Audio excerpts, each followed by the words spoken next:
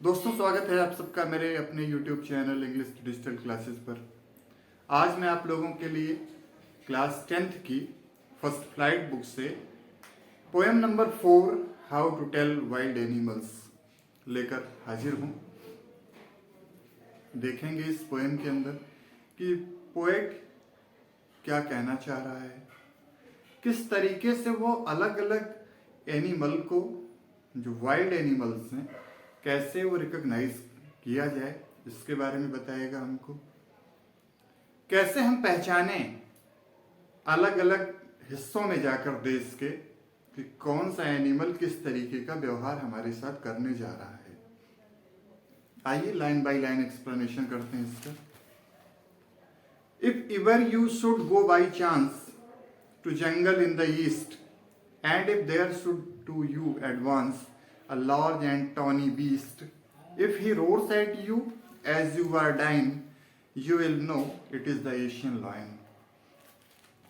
In the very first stanza, the poet asserts about the Asian lion.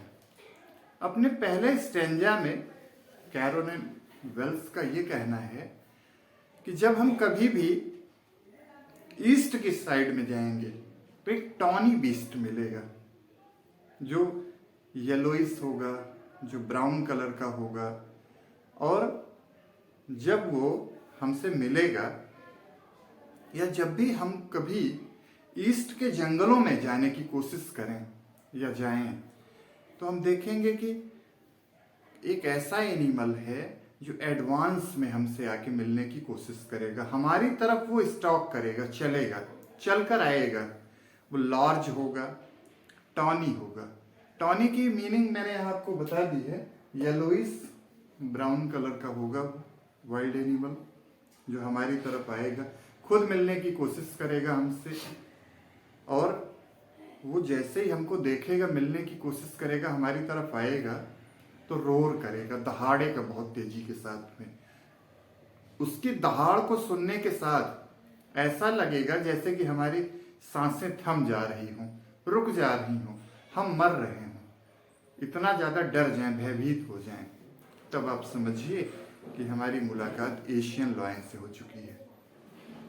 जब भी कभी east के जंगलों में जाना हो और कोई ऐसा एनिमल जो येलोइस हो, ब्राउनिश कलर का हो, हमारी तरफ खुद वो चल के आ रहा हो और उसकी दहाड़ सुनने के बाद लगे कि अब सांसें थम जाएंगी, तो हमको ये मानना है कि अब हमारी मुलाकात एशियन लायन से हो चुकी है।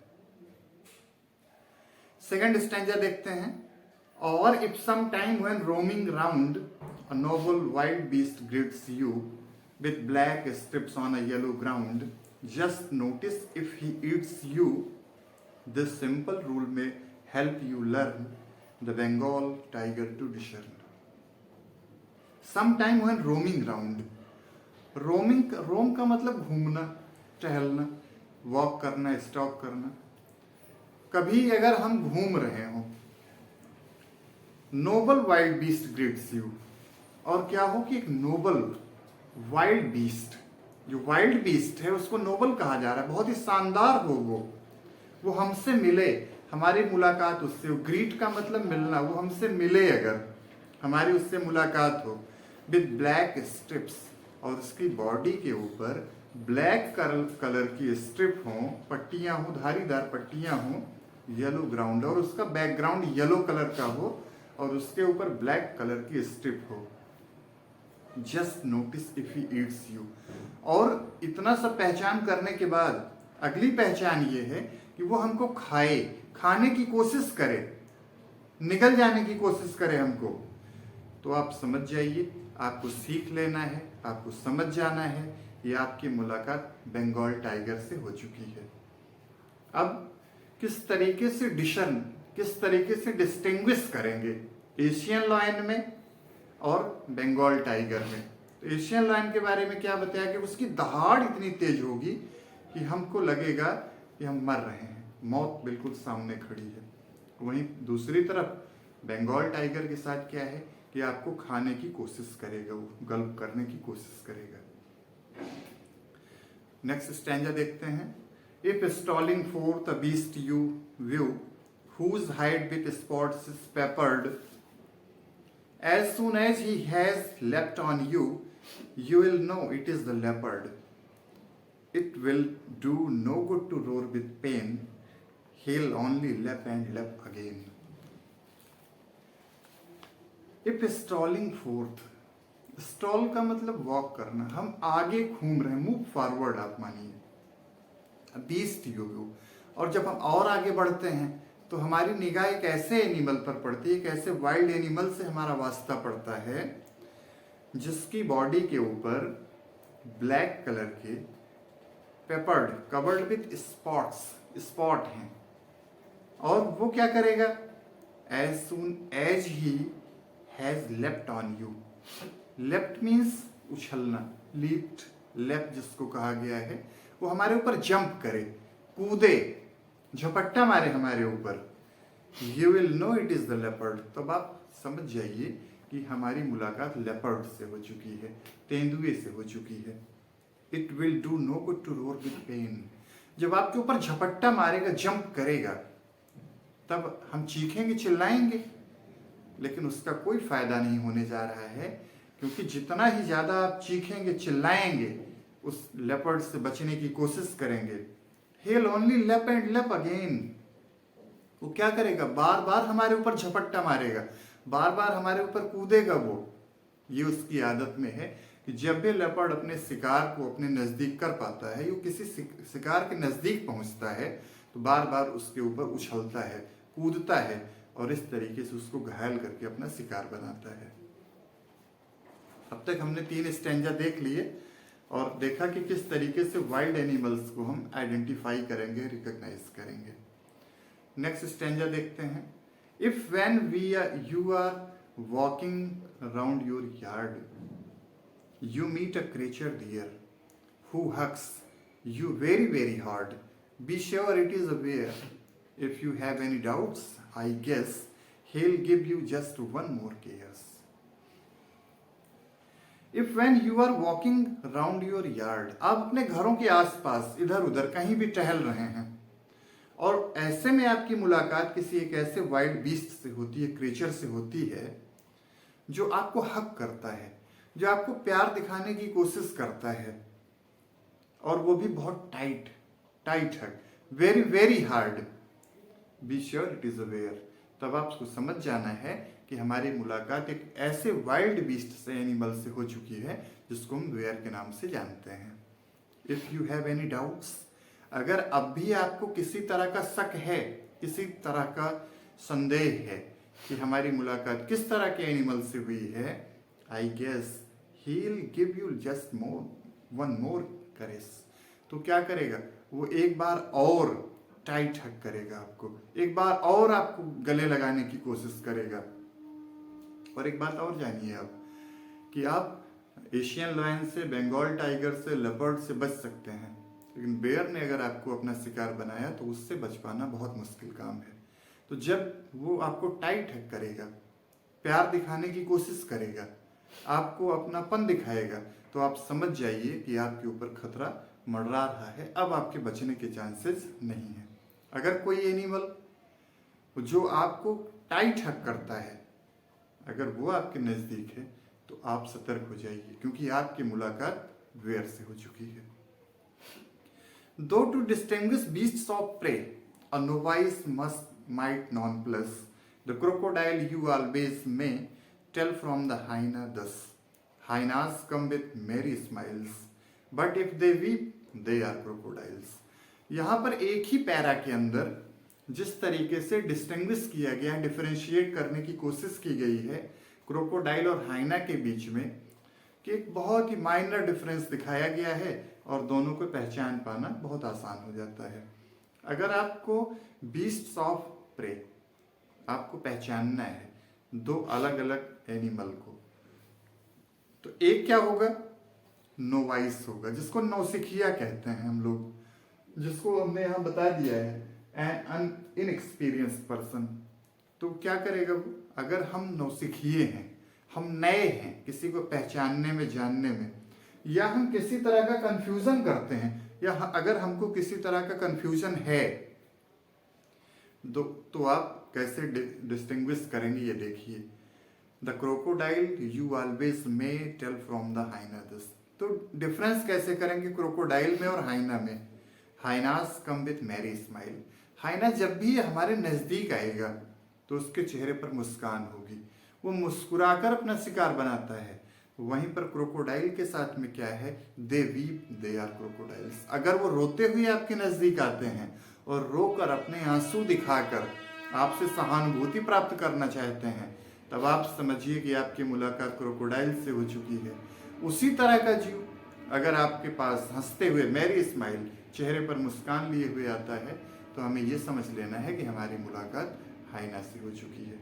इस तरीके से स्टैंजा के अंदर पोएट ने दो अलग अलग वाइल्ड बीस्ट के बारे में बताया और कैसे उनको डिस्टिंग्विश करें अगर हम नॉन प्लस हैं, कंफ्यूज्ड हैं, नोवाइस हैं, हम नौसिखिए हैं।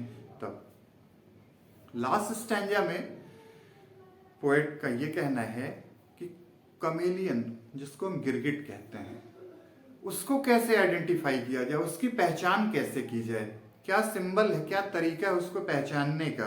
अ lizard sort of thing.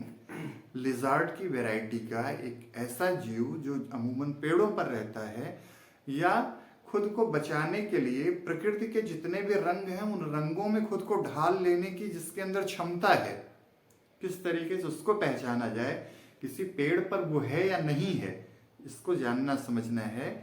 He has not any ears at all. उसके पास कान नहीं है। And not single wing. उसके पास पंख भी नहीं है। If there is nothing on the tree, it is the chameleon you see. किसी पेड़ के पास आप खड़े हो जाइए और देखिए कि उस पे छोटे छोटे इंसेक्ट्स नहीं हैं, वॉर्म्स नहीं है, उन पे कीड़े मकोड़े नहीं हैं, तो निश्चित रूप से ये मान लेना है कि लिजार्ड, जिसको कहा गया है सॉर्ट ऑफ थिंग, वो जिसके बारे में बात की जा रही है कमेलियन के, वो निश्चित रूप से उस पेड़ पर होगा जिस पर कि कोई इंसेक्ट या वॉर्म्स नहीं है। इस तरीके से इस लेसन के अंदर, इस पोएम के अंदर अलग अलग तरीके से पहचानने के बारे में बताया गया वाइल्ड एनिमल को, वाइल्ड बीस्ट को, एशियन लॉयन को, बंगाल टाइगर को, लेपर्ड को। उसके बाद में हमने जिन एनिमल्स की बात की उनमें बेयर है, हाइना है, उसमें क्रोकोडाइल है और लास्ट में हमने कमेलियन की बात की। इस तरीके से इस पोएम में हमने देखा how to identify the wild animals, कि किस तरीके से आइडेंटिफाई करेंगे वाइल्ड एनिमल्स को। पोएटिक लाइसेंस एक चीज होती है, पोएटिक डिवाइसेस के अंदर आपको बताऊं मैं। पोएटिक लाइसेंस में होता क्या है कि पोएट जब भी उसको राइम बनाना होता है वर्ड्स का, तो वो वर्ड्स के साथ में अपने तरीके से स्पेलिंग को लेकर कुछ चेंजिंग करता है। जैसे लीप एक वर्ड है, जो बेसिक वर्ड है जिसका मतलब है उछलना, कूदना, जंप करना। इसको क्या किया पोएट ने, लेफ्ट किया और इसके बाद में लेफ्ट एंड लेफ्ट अगेन कर दिया, लेफ्ट एंड लेफ्ट। तो ये क्या हो गया, ये पोएटिक लाइसेंस है। पोएट्स को ये लाइसेंस मिला हुआ है कि वो राइम स्कीम बनाने के लिए चाहें तो शब्दों की जो स्पेलिंग है उनके साथ में थोड़ा सा फेरबदल कर लेते हैं। इंजैबमेंट पोएटिक डिवाइस के अंदर एक बहुत इंपॉर्टेंट पार्ट होता है, जिसमें किसी भी पोएटिक लाइन के अंदर अगर किसी पंक्चुएशन मार्क का यूज नहीं किया गया और नेक्स्ट लाइन में हम कंटिन्यू करते हैं तो उसको इंजैबमेंट कहते हैं। जैसे first line, if even you should go by chance, without using any punctuation mark, the poet continues in the second line to jungles in the east. अब जाके पंक्चुएशन मार्क मिला है, तो यहाँ पर फर्स्ट लाइन में कोई पंक्चुएशन मार्क नहीं है, इसलिए इस पोएम की लाइन में इंजैबमेंट हो गया। इसके साथ साथ हम और भी बहुत सी पोएटिक डिवाइसेस देखते हैं, जैसे एजोनेंस फर्स्ट लाइन में आपको मिल जाएगा, कॉन्सोनेंस ये मिल जाएगा आपको, रेपिटिशन मिलेगा यहाँ पर, जहाँ पर वर्ड्स को बार बार रिपीट किया गया है एक ही लाइन में। लेप एंड लेप अगेन सिमिली हो जाएगा इसमें, जब कहा गया एज सून एज, एज का प्रयोग किया गया, यहाँ पे ये सिमिली हो गया। रेपिटिशन आपको बताते हैं हम अभी, और भी कुछ पोएटिक डिवाइस मेटाफर मिल जाएगा इस पोएम के अंदर, और एलिट्रेशन है, एलिट्रेशन भी मिलेगा, जैसे हु हग्स,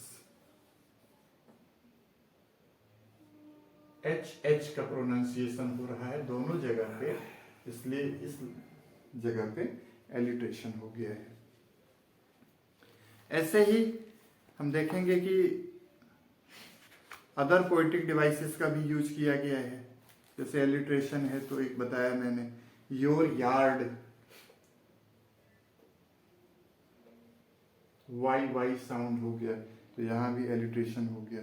रेपिटिशन में आपको बता रहा था, लेप एंड लेप अगेन में हो गया, वेरी वेरी हो गया, एक लाइन में 2 बार आता है ये, तो यहाँ पर भी रेपिटिशन है। इस तरीके से इस पोएम के अंदर हमने लाइन बाय लाइन एक्सप्लेनेशन देखा, पोएटिक डिवाइसेस के बारे में बात